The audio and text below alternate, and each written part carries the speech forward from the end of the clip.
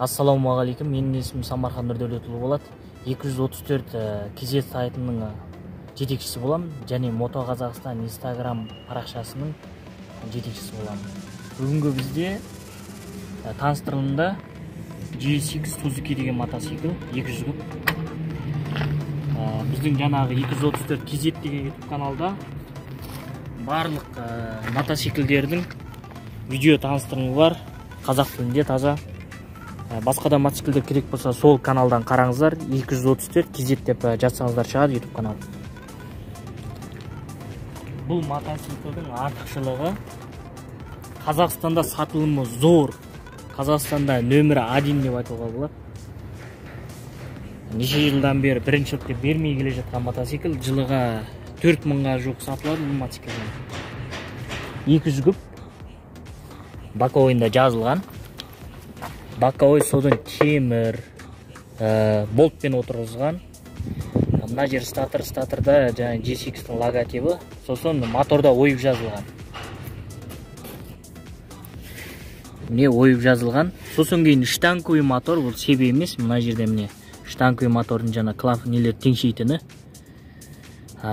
Мотоцикл мінген кісілер біледі, бұны штанковый моторды осыдан да парықтауға болады.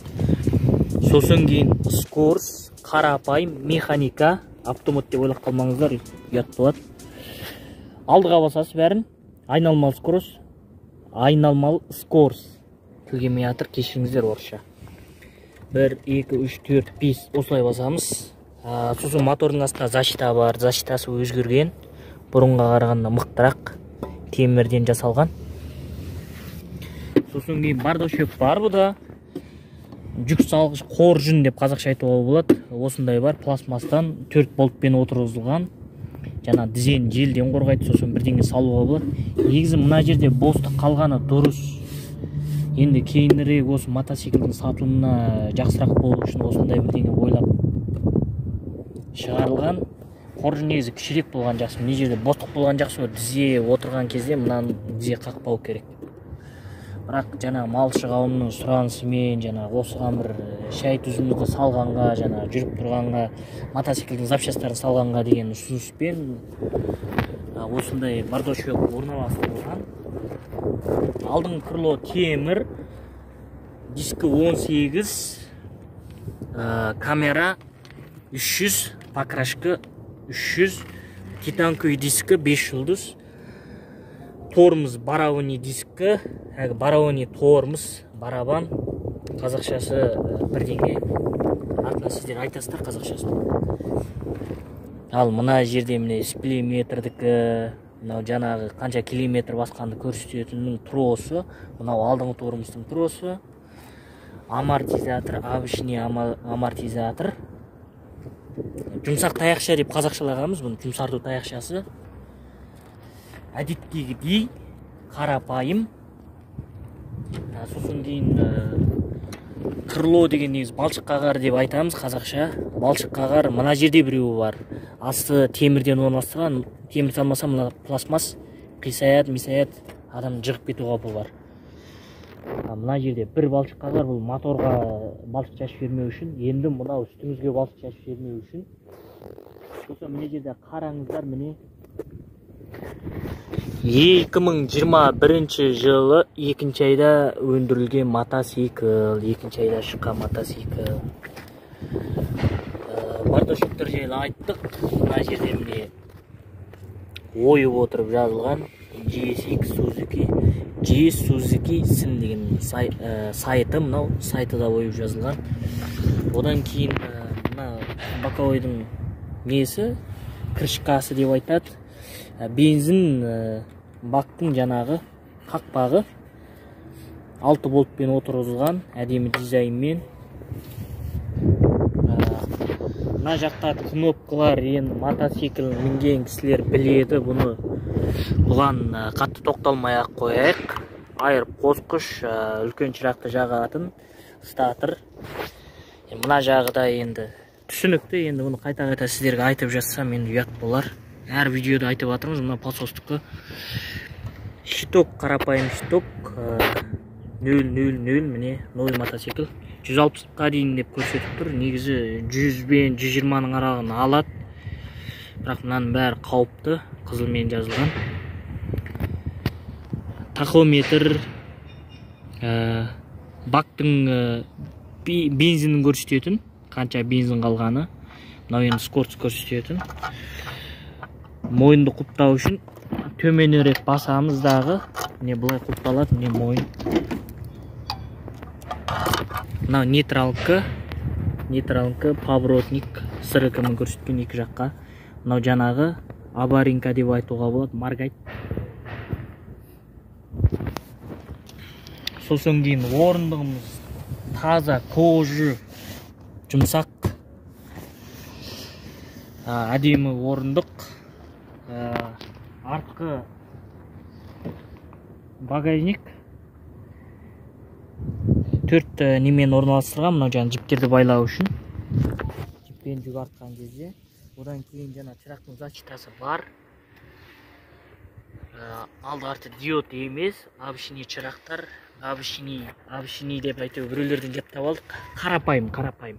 Қазақшасы қарапайым екен. Сосын арт жағына балшық қағар, өте әдемі орналастырылған.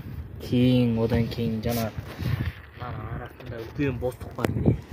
Жабысып, доңғалақтың ішіне кетіп, адамды оқыс қылатын жағдай жоқ. Мықты пластмастан орналастырылған. Пластмасты аямаған. Рахмет. Сосын кейін мындай защита бар артында. Мына екеуін екі жаққа керіп ұстап тұрады бұл. Одан кейін артқа шегінген кезде мына жерді сындырып кетпеу үшін, мынаны былай биткісіп кетпеу үшін осындай темір орналастырылған. Мына темір жоқ болса, мотоциклді алудың қажеті жоқ. Өйткені мына жерден сызылып түсіп қалады, мына жерден. Мына багажниктің дұрыс болмауын әсер етеді.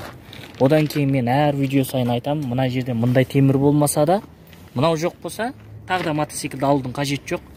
Өйткені мына багажникті мына жерден көтеріп тұрмаса, сөйт жаңа 11-ден артқан кезде, мына жерден қиылады, салақтап түсіп қалады. Мына жерден бір қиылады. Бұл түсіп қалғаннан кейін уже мотоцикліңізге жүк арту қиындасып кетеді. Енді мынау болатын болса, күштелдейміз. Бұл жаңа мотордың сын шығаратын моржа десек болады, қазақша моржасы. G6-тің енді бұл өзгеріске ұшыраған жоқ, бұрынғыдай. Енді артқы тормыз, барабан тормыз, қазақшасын тауып аламыз. Енді мына септі артқыш, әдеттегі мотоциклдердікі сияқты орналастырылған. Негізі бұда жақсырақ, бірақ бұдан да жақсы түрі бар. Сосын кейін септің жаңағы шынжырдың қорғаныш темірі бар. Защита деп айтып жатады.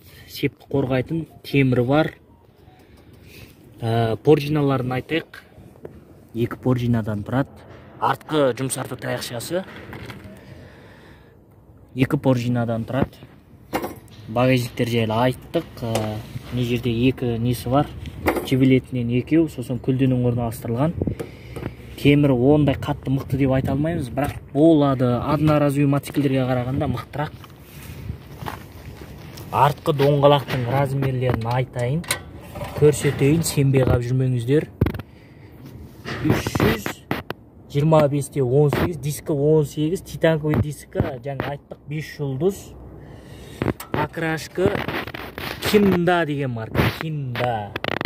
Қытайда нөмірі 1, нөмірі 1. Қытайлық покрашка, жапондық деп ойламаңыздар, россиялық деп мүлдем ойлауға болмайды. Сосын кейін боковойларды айттық, темір, анау, мынау, краникті қараңыздар. Тікелей жалғанған, бензин тазарту несі жоқ. Енді ол бір қатты қымбат нәрсе емес. 500 теңгеге сатып алып, мына жерге бір плиттер орната салуға болады, жаңа бактағы бензинді тазартып жіберетін. Енді әр түрлі заправка бар, біреуінің бензин дұрыс, біреуінікі дұрыс емес. Негізі плиттер орналастырған дұрыс, мотордың көбірек жұмыс жасауына плиттер керек болса айтасыздар. Жаңа бензин тазартқыш бар бізде. Статор міне, статор жайлы айттық, мотор жайлы айттық. 200 күп мотор, тірегіштері мындай міне. Мотордың астына кетіп қалған тірегіш. болашақта бұл өзгеріске ұшырайды деп сенеміз. Негізгі мыналарды рамыға жіберген дұрыс. Осыдан зардап шеккен кісілер көп деп ойлаймын. Кейбір мотоциклдерде ойлы шұңқырдан көп және мал жайып жүрген кезде мына түсіп қалады. Немесе болттары босап, сондай қиыншылықтар көп болады. Негізі бұны рамыға жіберген дұрыс. Енді мына үлкен дәуітрегішті рамыға жіберген, міне рамысында, өзінің қаңқасында орналастырылған, өте әдемі. Скоршель тоже айттық. Сосын кейін міне қолдың қорғанышы пластмастан. Бұл негізі пластмастан салғаны дұрыс. Өзім осымен қатты келісемін. Өйткені қалай дейсіздер ғой, мына темірден орналастыратын болса, оқта текте қаттырақ жығылатын болсаңыз, темір қолыңызды қысып қалатын болса, сындырып кетуі мүмкін. Пластмасс бұл сынады, қолды қысып қалмайды. Или жұмсағырақ майысады бұл. Мына темірден салу мен өз басым қате деп ойлаймын.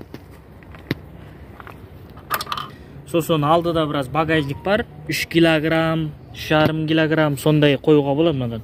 10 килограмм, 20 килограмм қоймаңыздар, жығыласыздар. Багажникте міне 4 не бар, жіп байлайтын орналастырылған. Алдыңғы пар әдеттегідей үлкен шырақтан салынған, енді ғұмыры ұзағырақ болады мыналардың. Диодқа қарағанда бұлар көп жанып кетпейді, күйіп кетпейді. Сондай болады.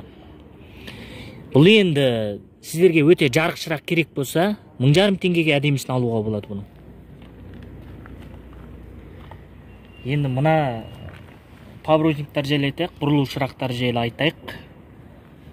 Әдеттегідей. Бұны да диодтан салуға болады, егер сіздерге керек болатын болса, мына мотоциклдің бір дизайнын өлтіріп жасап алу үшін 10,000 теңге сасаңыздар, әдеттегі қымбат мотоциклдерден қалыспайын деп отыр. Шырақтарын өзгертуге болады, штоктарын да өзгерте салуға болады. 20,000-дық, 30,000-дық шток қоюға болады. Қытайский мотоциклдердің ең үлкен артықшылығы бірінің запчасы біріне түседі.